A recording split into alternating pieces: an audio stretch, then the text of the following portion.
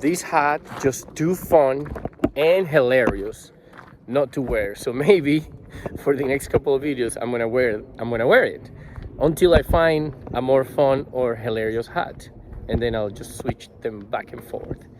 Anyways, thanks for watching, clicking on this video. I'm having a walk right now. I guess it's an appreciation walk right at sunset. You know, you walk around and appreciate everything that you appreciate. So it's an appreciation walk. I heard that from Abraham Hicks. I don't know if you have seen her videos online. Yes, it is a woman, even though she says you can call me Abraham, but her actual name is Esther Hicks. So anyways, I thought it was a beautiful exercise to do every day, as much as you can. Just go outside for a walk and then appreciate everything that you appreciate. So it's an appreciation walk. Makes you feel really good. Makes you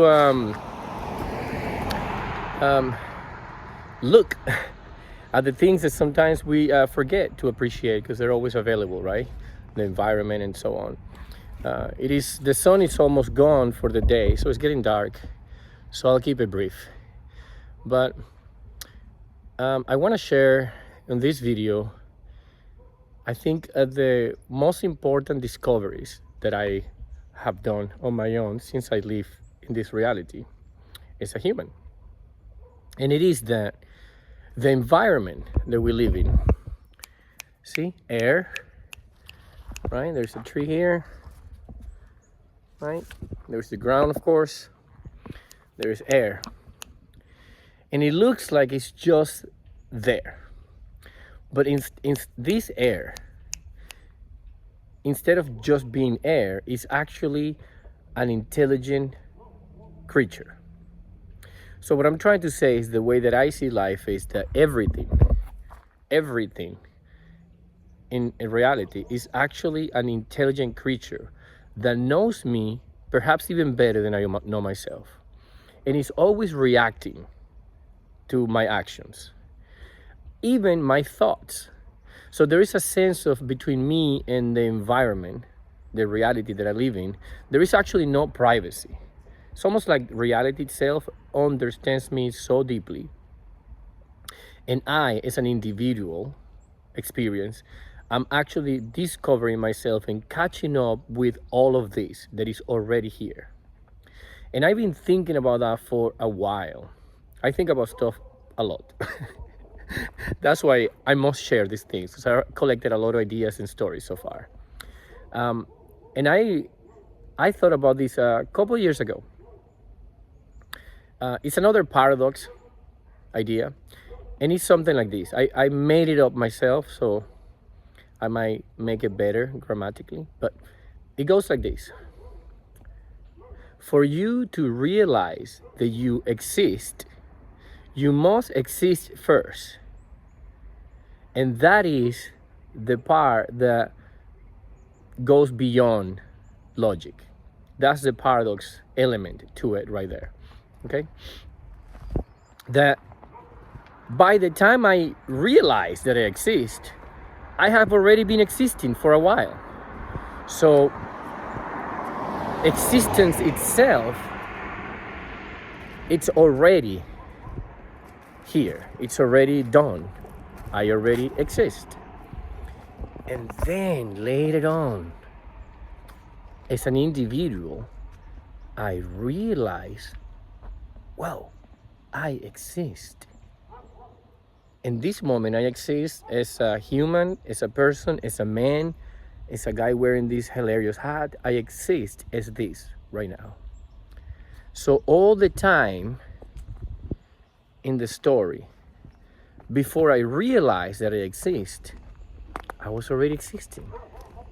So who knew that I exist before I did? Who knew about my existence before I realized it?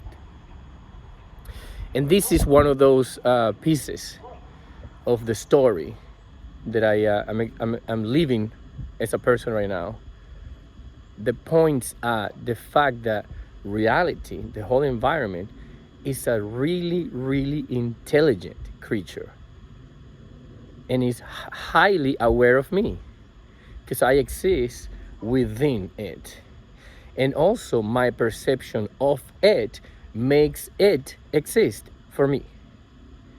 Because if whatever I'm able to perceive, I can make it real in my experience. Okay?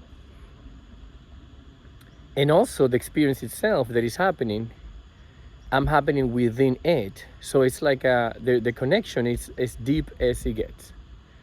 I cannot live, they cannot exist without the other. Kind of like the subject and the object, the observer and the observed. They need each other just to have some sort of way to identify their own existence. Okay? And this is, I think, one of the most profound realizations I have so far. That I'm never alone. There's no such thing as being alone. It's incredible. How can I be alone if the whole reality is aware of me? Okay?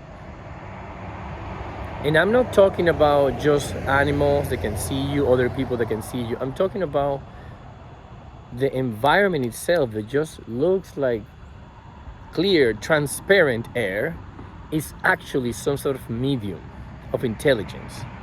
So perhaps the same way that water can be a medium for different things, including electricity, perhaps air itself, or reality itself, or just existence itself is a medium of intelligence. And intelligence being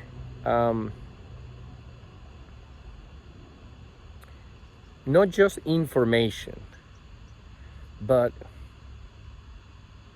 an energy of creation itself. Because the reason that I'm thinking about it that way is because even the word information, if I split that into in dash formation, then I'm telling myself that I am putting elements in a line, in a formation. Well, it doesn't have to be a line, it could be a different shape, but it's a formation of something. So I'm thinking about the word information. I guess ideas that are organized are information. That works, okay? But I'm also talking about more than just the idea itself that is organized as information. I'm talking about the way the reality seems to be creating itself is just because it's actually its natural quality to create, regardless of what happens, and also without any actual goals. It doesn't seem like there is actual goals. I like to think about beautiful things, for example. So if I create something, I have the intention of, I want to make it beautiful. But I don't think that's how reality creates itself. It feels to me more like reality is creating everything. And whatever works will multiply, okay? So it has a little trial and error, okay? Oh, look at the Santa over here. You can see it's winter time right now. This is why the hat is appropriate. So you could say that there is infinite trial and error when it comes to reality creating itself.